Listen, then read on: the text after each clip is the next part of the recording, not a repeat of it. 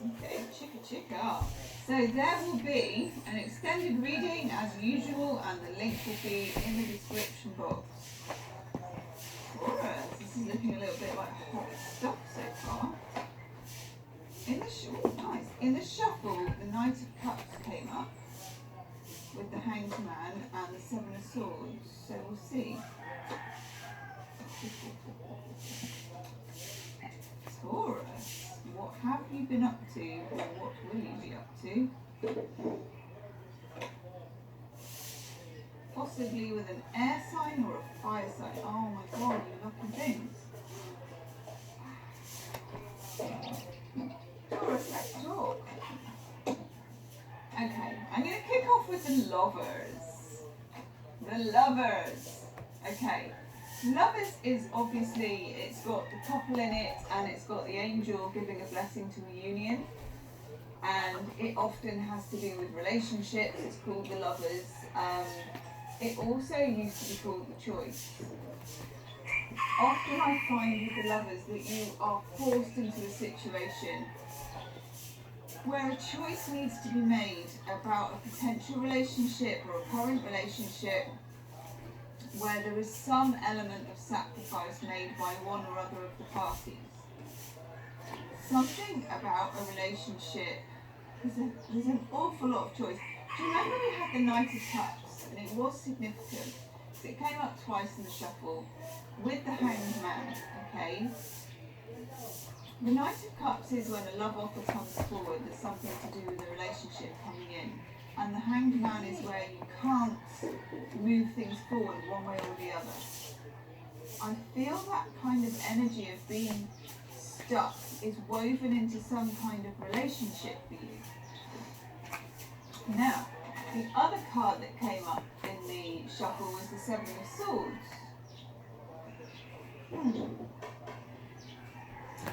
The lovers as well, I'm very interested to see. If you look at this, we've got the lovers, which is the couple and the angel and the union. We've also got the devil, which is the same couple, only the first one is an angel behind them and the second one is the devil. Now the couple are chained to each other. Now there is an element of sexuality, there is an element sometimes of toxicity when it comes to getting the devil card. Even in the lovers, right, if you look at it, behind the woman, it's always the woman in these things for some reason, there's a snake wrapped around an apple tree. And I think we all know, and if you watch my daily readings, you'll definitely know that when it comes to tarot cards and reaching for fruit, it normally means a bit of trouble. I'm going down the whole Adam and Eve scenario here. There is a temptation of some kind. Now we've got that devil card, and when I look at that, and do you know what? It's the first time I've ever noticed this, and I've been doing tarot for 20 years. The woman's got a bunch of grapes. What's the grape got? I thought he had a bunch of bananas, but that's the devil's fruit. I thought he was holding a bunch of bananas, but he's not. The man's got nothing. Well, he's kind of holding a fire. Okay. That's interesting. So we have the same couple in the lovers as we do in the devil, but now they've been chained to each other.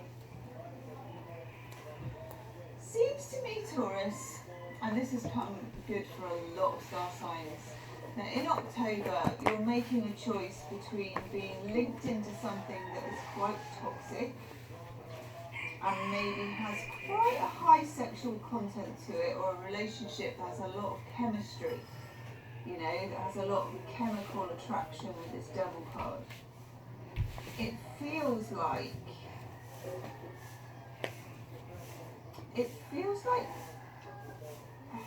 you or the other person is going to be forced to make a choice to stay with something and make it work properly in a healthy way, or to move away from it because you feel like it's damaging for you. We've got Mercury retrograde in the middle of October, the 14th. And I can't help but think that this has a part to play in it. Mercury retrograde does bring people from the past and situations from the past, but it also makes you rediscover or go over or reevaluate. It's anything with re in, okay? Makes you look back over something. I feel like with the Lovers and the Choice, you're being forced to reevaluate this relationship. So either it's a relationship that you're in already, or it's a situationship that you're in, or it's an ex, okay? I don't think this is a new relationship. But if you are making a decision to leave something behind, I do think there will be a new relationship, okay? So this may not resonate for everybody. In the middle here, with the Lovers and the Devil, we've got the Ace of Wands. That's a Kundalini card, it's a sexuality card, it's phallic, it's an ace, it's wands, it's like, it's the card of the woohoo, you know, the whoop, the chicka-chicka, and it's coming up next to the Lovers. If you were to meet somebody new this month, it would be a hot connection. But I do feel for most of you this is an existing person that you are undecided about. This is next to that, the Lovers, the Ace of Wands, I've got the Two of Swords. So somebody has two swords crossed over their front. Both of these are the Ace of Swords. Both of these are knowledge. So you know what you need to know, but you know the other side. And sometimes, even though you know everything, it doesn't mean we know which way to go. We don't have the necessary intuition behind whatever we need to get our feet moving down a certain path. So you're a bit stuck. Now, there is a new moon in Libra. I think it's on the 16th.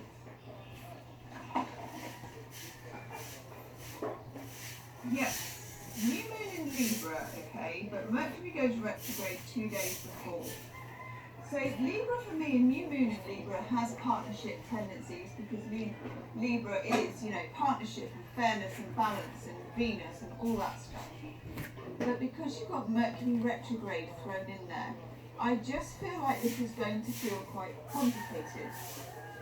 Now, some of you as well are dealing with an air sign, Gemini, Libra, Aquarius.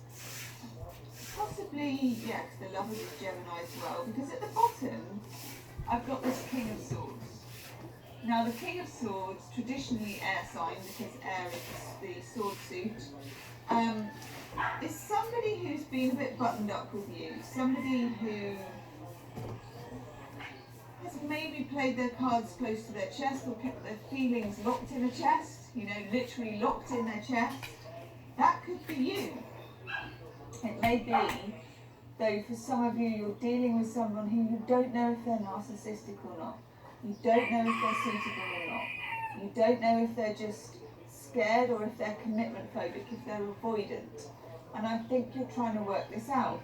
And remember with the Two of Swords that this person has a blindfold on, okay? They can't see the way forward.